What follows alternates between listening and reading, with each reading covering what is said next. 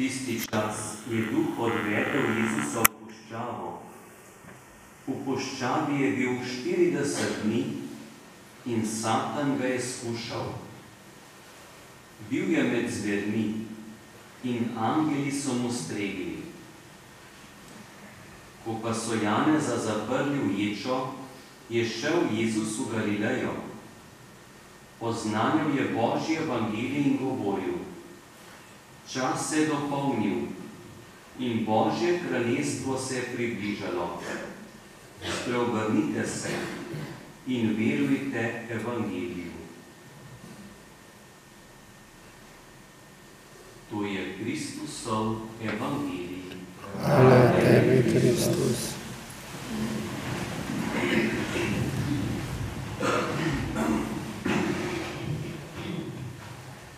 Evangelist Marko zelo na kratko piše, da je bil Jezus v puščavi in Satan ga je skušal.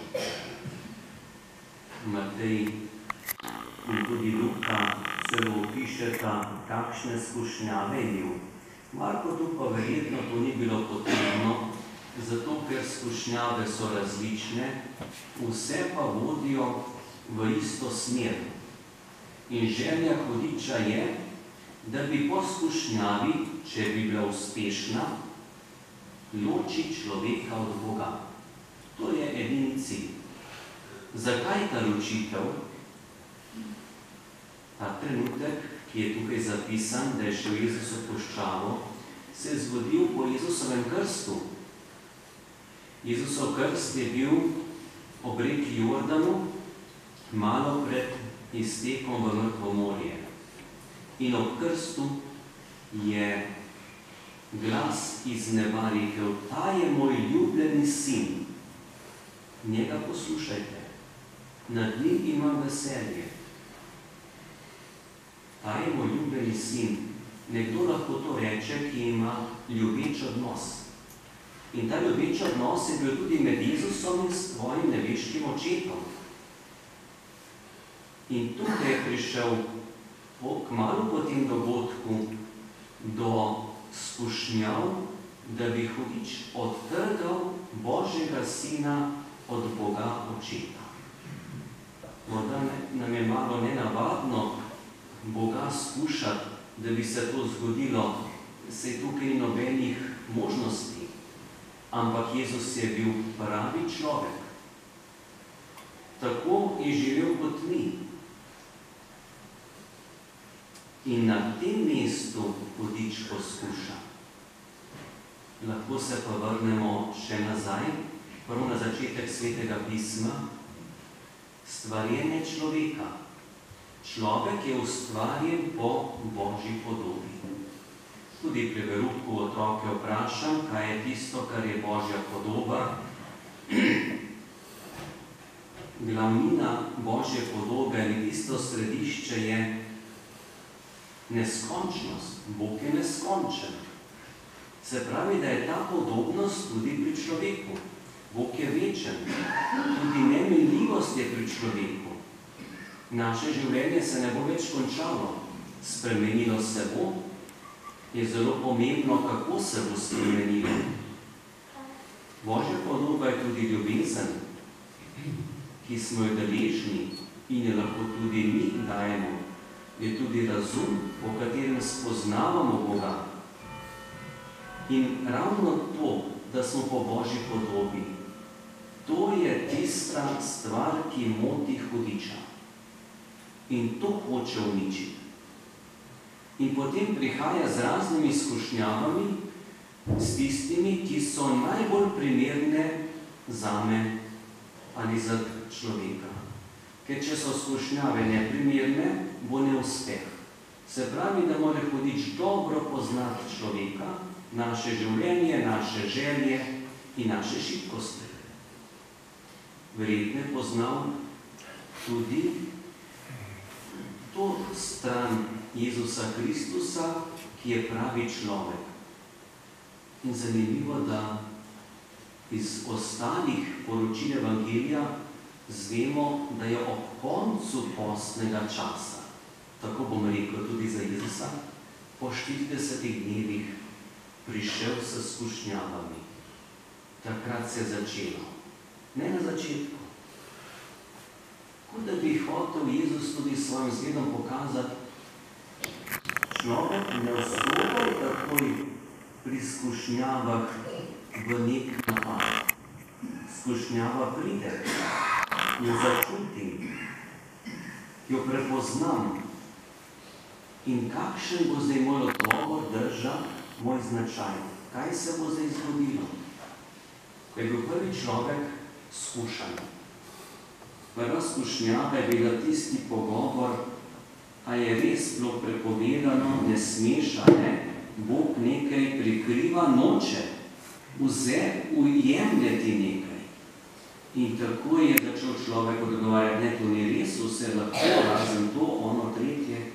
Tako je začel neko stvar reševati in zgodila se je polomija. Jezus je pustil 40 dni. Tukaj mi prihaja na misel tisti pregovor, ki imamo kakšno stvar za odločiti, pa pravijo naši predniki se, dajmo malo prespati. Počakajmo malo, ne takoj. Pri kakšni besedi do človeka rečemo, nekaj se ustavi, premisli, eni zadihajo. Ne takoj, ker ne bo pravilna stvar na pravem mestu. In tudi Jezus po 40 dnevih takrat pa zavrne. Zavrne skušnjave v prvi vrsti. Prepoznaj dobro. In te ločitve Jezusa, Božjega Sina, od očeta ni bilo. To držo odhoda v puščavo, samoto, so mnogi ljudje tudi sami storili. Morda nam je znan tudi naš zavetnik, župnist Anton Puščavnik.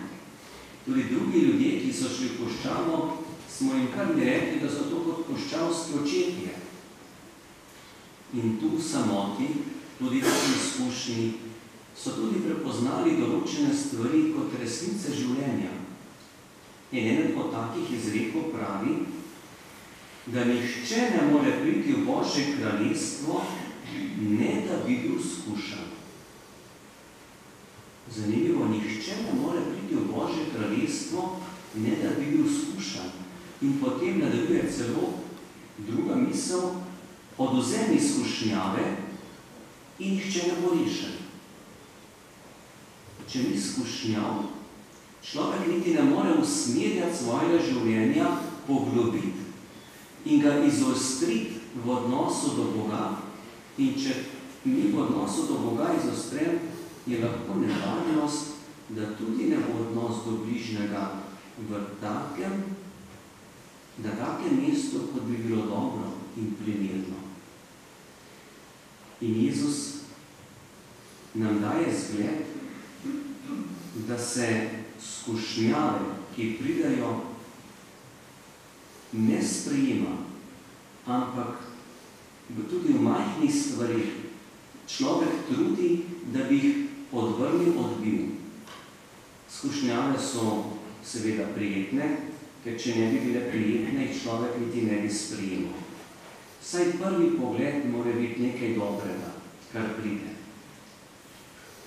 Lahko vsaj nek, kot bi rekel, odvzem neke teže življenja. In tukaj poskuša Satan narediti škodo človeku. In glavna stvar je prav to trganje v odnosu človeka do Boga, potem se začne pa drugo trganje, odnos človeka do človeka. In postni čas nas vodi, pelje, vabi na 3 stvari. Post kot odpoved stvarim, ki tudi malo obtežijo, ker odpoved ni lahka. Drugi korak je molitev. Molitev, da bi naš odnos do Boga se poglobil in okrepil. Tudi molitev za bližnjega, da bi se ti odnosi popravljali.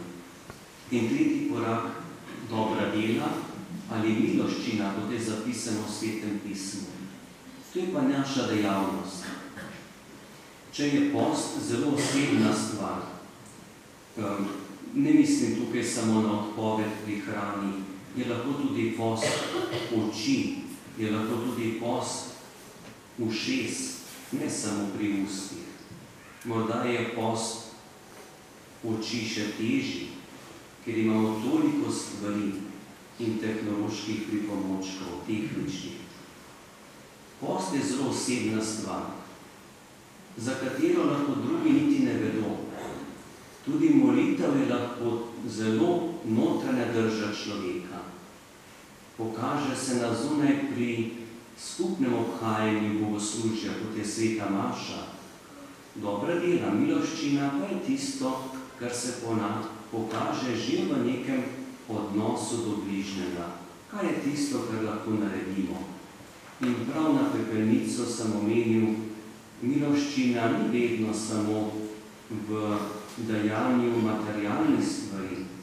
Včasih je miloščina tudi takrat, ko človek podari svoj čas ali pozornost do nekoga. V šoli celo znanje ali pomoč.